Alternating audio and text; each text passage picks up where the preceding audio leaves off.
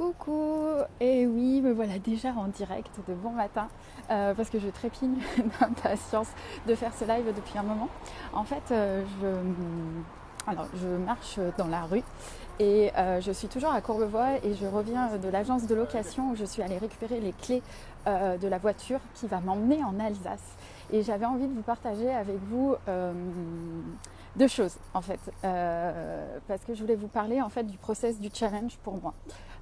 Donc là, comme vous savez, je me suis lancée depuis hier dans un challenge où tous les jours je vais faire un live en vidéo sur Facebook, live qui ensuite pourra être vu également, que je vais télécharger sur Instagram, donc il peut être vu aussi sur Instagram. Et voilà, l'idée c'est, mes intentions pour ce challenge, c'est la spontanéité, c'est-à-dire je viens quand j'en ai l'élan, c'est l'instant présent, de faire avec ce qui est présent. Et puis c'est surtout et avant tout de vivre une expérience et de vivre cela comme un jeu. Delphine, avec qui je fais ce challenge et qui m'a lancé ce défi, a un mot qu'elle utilise qui s'appelle expériencieuse pour se décrire. Et c'est là en fait où on se retrouve avec Delphine, c'est que oui, nous sommes des expériencieuses. Nous vivons des expériences et ensuite nous avons à cœur de les partager et voilà, c'est expériencieuse, d'où le titre live expériencieusement vôtre, même si c'est hyper dur à écrire, hyper dur à prononcer, mais voilà. Et là en fait j'ai envie à la fois d'être dans le je vis une expérience et je vous partage ce qui est vivant à ce moment-là pour moi, mais également en fait c'est quoi le process qu'il y a derrière cette expérience? C'est aussi ce que j'ai envie de vous partager. Alors moi, les challenges, c'est un truc que j'adore. J'ai découvert ça en octobre 2017 ou 2018, je ne sais plus. À cette époque-là, j'ai un programme qui s'appelle Fais le bilan calmement, qui était proposé par Switch Collectif, qui est une sorte de bilan en fait professionnel et personnel 2.0. Et dans ce programme, à un moment, il nous demandait de nous fixer un objectif à 30 jours. Et ensuite de définir des actions, un petit pas qu'on pourrait faire chaque jour pour arriver et atteindre cet objectif. Moi, ce qui m'était venu intuitivement à cette époque, c'était dans 30 jours, j'aurais réalisé 2 planches de BD format A4, sachant que je ne dessinais pas du tout. Donc du coup, je me suis dit que peut-être l'action à mener, ça serait de dessiner un petit peu tous les jours.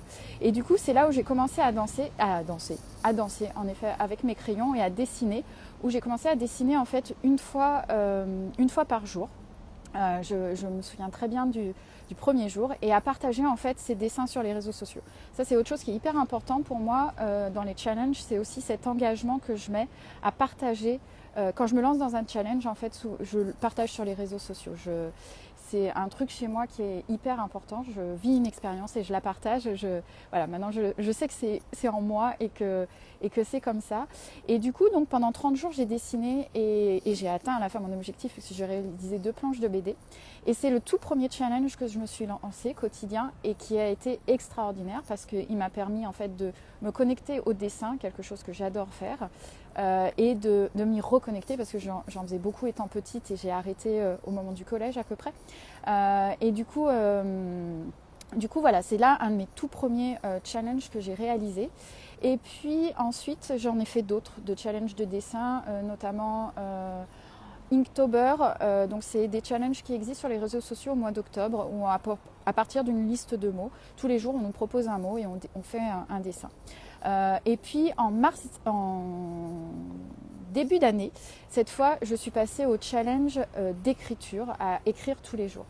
Et ça a duré pendant 64 jours d'affilée, le mois de février et le mois de mars, du 28 janvier au 1er avril, puisque c'est à l'issue de ce challenge ce challenge en fait a donné naissance à mon premier livre, le recueil Tremper ma plume dans l'encre de l'amour.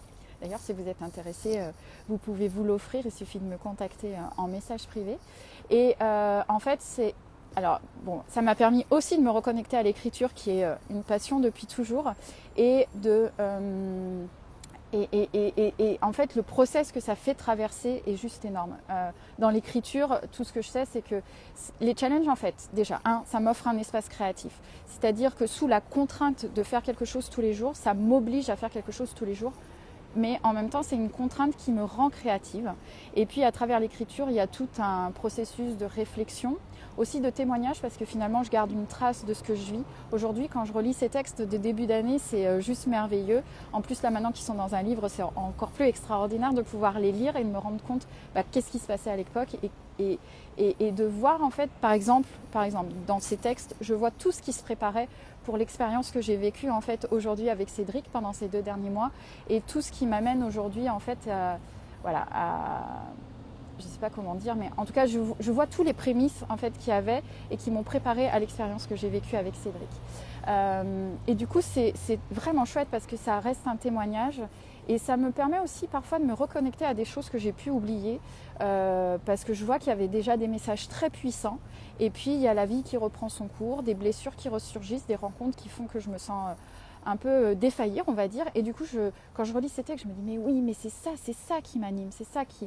Voilà, par exemple, sur le thème de l'amour, en fait, moi, ce qui m'anime, c'est l'amour qui est libre. L'amour, il est libre, je ne choisis pas de qui je tombe amoureuse. Et je peux tomber amoureuse de 2 personnes en même temps, voire 3, et être attirée par une autre. Et c'est complètement OK parce que c'est ça que je ressens. Et voilà, donc du coup, les challenges, c'est un truc que je kiffe. Alors, quand Delphine m'a dit, viens, on fait un challenge, j'ai fait ouais, ok. Et dans le process du challenge, en fait, ce matin, il s'est passé quelque chose. Donc moi, je suis quelqu'un qui va se réveiller dans la nuit et qui va avoir selon les nuits, soit j'ai mon mental qui se met en route et je pars en stress, soit je peux aussi avoir des messages qui arrivent sur qu'est-ce que je veux écrire. Jusqu'à présent, c'était ça. C'est ah tiens, ah ouais, je vais écrire sur ça. Et j'ai un texte qui commence à s'écrire. Donc qu'est-ce que je fais? C'est que avant, je laissais faire. Maintenant, je prends des notes tout de suite. Et après, en fait, je vois dans la journée si vraiment j'écris ce texte ou pas. Mais voilà, c'est un moment en fait où voilà, il y a la connexion qui se fait avec, j'allais dire avec quelque chose de plus grand, mais qui en même temps est moi, parce que c'est de mon expérience que je parle. Et du coup, c'est comme ça que mes textes m'arrivent. Et ensuite, je vais me lever. Je vais prendre une douche, sous la douche, le process continue. Ça aussi, c'est vraiment, ça fait partie de mon process. Sous la douche, le process continue. Alors là, c'est un peu plus compliqué pour prendre des notes, mais néanmoins, voilà, dès que je sors de la douche, hop, je vais sur mon téléphone, je rajoute des notes. Et puis ensuite, voilà, je garde ça et ça peut donner naissance à un texte ou pas, et je garde toutes ces notes. Et voilà. Et ce qui s'est passé ce matin, en fait, c'est que comme là, je suis passée en mode challenge live, et ben il s'est passé la même chose. En fait, je me suis réveillée et j'ai fait je veux leur parler de ça. Et je me suis visualisée en fait en train de marcher depuis chez moi à l'agence de location, en train de vous parler et de vous dire voilà ce que j'ai envie de vous partager. Donc du coup c'est assez perturbant parce que c'est plus être dans l'instant présent puisque j'anticipais quelque chose que j'allais vivre, mais avec un sentiment qui était actif à ce moment-là. Parce que quand j'étais dans mon lit, j'étais en mode mais quelle joie je vais ressentir quand je vais marcher sur le chemin pour aller chercher ma voiture de location et j'ai trop envie de leur partager ça, cette joie que j'ai.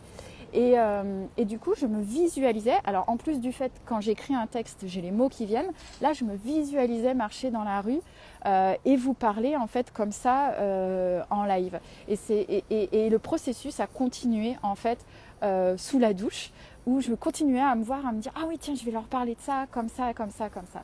Et voilà, donc il y a un petit décalage entre instant présent, spontanéité et le fait que voilà, ça soit venu comme ça. Mais voilà, j'avais trop envie de vous partager ça.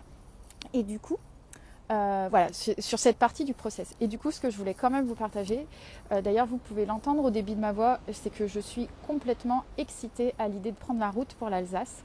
Donc je viens d'aller récupérer les clés de la voiture de location. Là, je vais rentrer chez moi. Je vais finir ma valise, je vais dire au revoir à Cédric et puis je vais prendre la route. Et en fait, ce qui est extraordinaire, c'est que je suis vraiment dans une joie d'aller en Alsace, de retrouver Andelo. Je me vois déjà arriver à Andelo. Et, voilà. Et cette connexion à cette joie, elle est hyper... en fait, je réalise combien elle est hyper importante parce qu'elle me fait oublier plein d'autres choses. Elle me fait oublier plein de choses que mon mental veut me rappeler en mode alors Caroline, il faut que tu arrives à 16h30 parce que tu as un Zoom. Et puis, ah oui, alors tu veux faire ci, tu veux faire ça, mais et qui commence à être en mode panique. Et en fait, là, je me connecte vraiment à cette joie de faire le trajet, à être dans la voiture, tout ce qui me met en joie en fait quand je suis dans la voiture. Et voilà. Et notamment, en fait, j'ai reçu l'appel de m'arrêter. Donc, je pars de région parisienne. Je vais à Strasbourg, je passe par Reims, Metz, je crois que c'est la 4. Et du coup, j'ai reçu cet appel de m'arrêter à Reims. d'aller visiter la cathédrale et d'acheter du champagne. Pareil, habituellement, enfin, il y a quand même cette petite part en moi qui s'exprime et qui me dit, ouais, mais attends, Reims, tu connais pas du tout, et où tu vas te garer avec la voiture et trouver du champagne, mais qu'est-ce que tu vas, et pourquoi tu vas à Reims, et à quoi ça sert d'aller à la cathédrale, tu devrais mieux te filer à Andelot, parce qu'à 16h30 en plus tu as un rendez-vous. Et en fait, il y a cette part de moi qui d'habitude prenait toujours le dessus sur tout, et vous voyez, à l'instant en fait où je me connecte à cette part, dans mes tripes, ça remue. Et en fait, cette part aujourd'hui, elle est là, c'est ok, je l'accueille. Et tout de suite après, je me reconnecte à la joie et à la magie de la vie. Et je sais qu'en fait, je vais juste vivre une expérience magique et que tout est parfait. Que je trouverai à me garer à Reims sans problème, que je trouverai du champagne, que si j'en trouve pas, c'est que c'est pas ça qui devait se passer. Et c'est en ça que je vois combien j'ai évolué ces 2 derniers mois. Si aujourd'hui je suis connectée à ça, c'est aussi parce que je l'ai vécu en présence de Cédric. Et ça m'a permis de voir cette magie qu'il y a dans la vie dès que je lâche prise en fait sur mes peurs, où je les écoute, je les accueille, mais je ne les laisse pas diriger. Et à partir de là, ok, peur, t'es là, je t'écoute, mais qu'est-ce que je choisis? Et moi, je choisis de me reconnecter à ma joie en fait de ce voyage et de ce qui m'attend en fait en Alsace. Et voilà ce que je voulais vous partager, voilà, cette joie immense que j'ai. Du coup, voilà, j'ai des idées en tête, m'arrêter à Reims, faire ci, faire ça, mais on verra aussi ce que la vie va mettre sur mon chemin, parce que je sais aussi, voilà, que la vie va peut-être mettre d'autres choses sur mon chemin et c'est ok. Et c'est cette subtile balance en fait entre projeter là, qu'est-ce que je veux faire, quelles sont mes envies et de qu'est-ce qui va être vivant et actif au moment en fait où je vais vivre les choses. Et voilà ce que j'avais envie de vous partager ce matin. Et puis je me dis, là il doit être 8h30, 9h et c'est mon premier live et je sens que peut-être il va y avoir plusieurs lives par jour. Voilà. Bon, je vous laisse. Je vous souhaite une belle journée. Je vous dis à plus tard. Je vous fais des gros bisous. Et à bientôt.